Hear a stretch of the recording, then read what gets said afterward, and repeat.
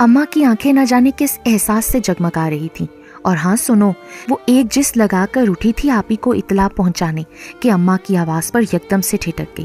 خبردار سامنے نہ آئیو مہمانوں کے، مجھے نمائشیں نہیں کرنی لڑکیوں کی، ہمارے وقتوں میں تو لڑکیوں کے ناخن پہ بھی نظر نہ پڑتی تھی، ایک اب کا زمانہ ہے، چلی آتی ہیں سب سسرالیوں کے سامنے۔ اماں اور نہ جانے کیا کیا بڑبڑا رہی تھیں، وہ ان کی انسنی کرتی کب کی وہاں سے جا چکی تھی۔ بات ان کے زمانے کی نہیں تھی، اماں کو دراصل اس کی آنکھوں سے خوف آتا تھا، بڑی بڑی خوبصورت آنکھیں، حالانکہ وہ شہنیلا جیسی اجلی اجلی نازک نازک سی نہیں تھی، گندمی رنگت کی تھی اور گول گول سی فربہی کی طرف مائل جسم، لیکن دراز قد اور بھرے بھرے عارض کے ساتھ خاصی پرکشش لگا کرتی تھی، اور جیسے ساری خوبصورتی کا راز اس کی چمکتی ہوئی آنکھوں میں سمٹ آیا تھا۔ کھل کھل کی آواز پر پھیلتا ہوا اس کے سامنے پھولے پھولے رخساروں پر جب ننھا سا ڈمپل بن جاتا، تب اتنی معصوم لگا کرتی کہ اس وقت اماں کو بھی اس کی ساری خطائیں معاف کر دینے کو جی چاہتا تھا، اور روہیلا نے بھی بالکل ویسی ہی آنکھیں پائی تھیں، اور کچھ شہنیلا کی نزاکت اور شہابی رنگ اس نے ایسے چرائے تھے کہ دونوں کے روپ کی آمیزش نے روہیلا کو ان دونوں بہنوں سے زیادہ خوبصورت بنا دیا تھا۔ دوسرے دن سلطان احمد کی تینوں بیٹیاں آئی تھیں، اپنے اپنے طور پر الگ الگ تجزیہ کرنے اور اماں کو جلد ہی جواب کی امید دلا کر خوشی خوشی اجازت مانگی تھی۔ اے بہن، تمہاری زوبی کے لیے حامی بھری ہے انہوں نے۔ ماسی نذیرہ حسب دستور پیر گھسیٹتی جب گھر میں داخل ہوئی تو جیسے ایک دھماکہ سا ہوا۔ بھئی تینوں بہنوں نے شہنیلا کے لیے پسندیدگی تو ظاہر کی، لیکن شادی کی رضامندی تمہاری زوبی کے لیے ہی دی ہے، کہتی ہیں دونوں ہی تمہاری بیٹیاں ہیں، شہنیلا نہ صحیح زبالہ صحیح۔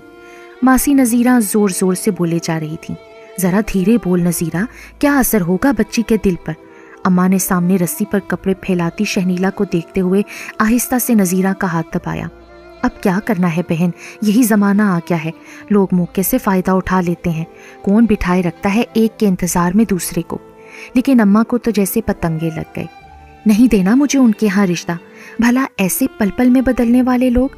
ارے باولی نہیں میں ابھی جو بڑی کو بٹھا کر چھوٹی کا رشتہ کر دوں؟ ارے میں نے تو پہلے ہی منع کیا تھا کمبخت کو، لیکن کتکڑے لگانے کی عادت نہیں جاتی اس کی۔ اماں سے کچھ نہ بن پڑا تو پاس بیٹھی زبالہ پر سارا غصہ اتارا۔ لو بھلا میں کون سا شوق سے ان کے سامنے گئی تھی اماں؟ روحی کو تو تم نے پہلے ہی بہانے سے سائمہ کے یہاں بھگا دیا تھا، اور آپ ہی مہمانوں کے پاس بیٹھی تھیں، پھر بھلا ان کی خاطریں کون کرتا؟ زبالہ کو بھی یکدم سے غصہ آ گیا تھا، کیا ضرورت تھی اماں کو ماسی نذیرہ کے سامنے ذلیل کرنے کی؟ وہ بھی کیا سوچیں گی کہ میں جان بوجھ کر؟ وہ دھم دھم کرتی پیر پٹکتی اپنے کمرے کی طرف چلی گئی۔ ادھر اماں نے نذیرہ کے ذریعے سلطان احمد کے یہاں صاف انکار کروا دیا تھا، تب زندگی جیسے پھر سے پرسکون ہو گئی تھی۔ آپی کے وہی شب و روز تھے، وہی مصروفیت تھی۔ روہیلا اپنے فرسٹ سیمسٹر کی پڑھائیوں میں لگی تھی، اس لیے زبالہ بالکل بیکار سی پھرتی۔ ایسے ہی بے کیف دنوں میں اس دن جب اماں گیہوں صاف کرنے میں لگی تھیں اور وہ پاس بیٹھی اپنے مٹھو میاں کے لیے گیہوں کی بالیاں الگ کرا رہی تھی کہ سامنے کے دروازے کے پٹ کی آواز کے ساتھ لفافہ گرنے پر اس نے سر اٹھا کر دیکھا اور ایک چھلانگ لگا کر دوڑی کہ افضال ماموں کا خط اکثر بیشتر آ ہی جایا کرتا تھا، اور جب اس نے بے صبری سے لفافہ چاک کیا تو قسمت یکدم سے مہربان نظر آئی۔ بے شک یہ افضال ماموں کا ہی خط تھا۔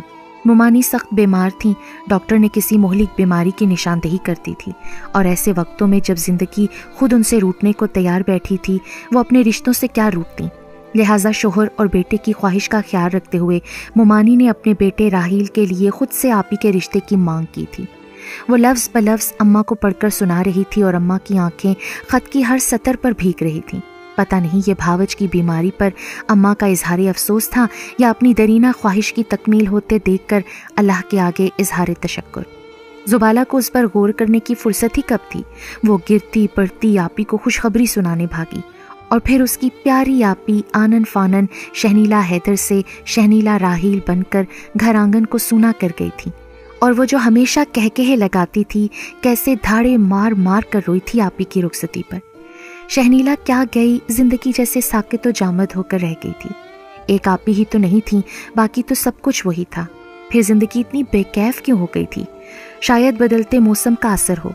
وہ حیران پریشان خود ہی دل کو تسلی دے لیتی، لیکن پھر نہ جانے کیسے اس کے اپنے اندر کا موسم بھی تبدیل ہونے لگا۔ اس کی ساری شوخیاں جیسے آپی کے ساتھ ہی رخصت ہو گئی تھیں۔ اب نہ تو وہ دیواروں پہ اٹکی فضل دین کے باغوں میں جھانکتی، نہ اسے خالہ زرینہ کے گھریلو جھگڑوں میں دلچسپی نظر آتی، نہ روہیلا کے ساتھ مل کر نئے نئے پروگرام مرتب کرتی۔ بس اسے ہر وقت کچھ کھو جانے کا احساس گھیرے رہتا، کسی کی نثار ہوتی نظریں جیسے ہر وقت اسے اپنے حصار میں لیے رکھتی۔ اماں اس کی اس غیر متوقع تبدیلی کو بہن کی جدائی پر محمول کرتی اور مطمئن ہو جاتی۔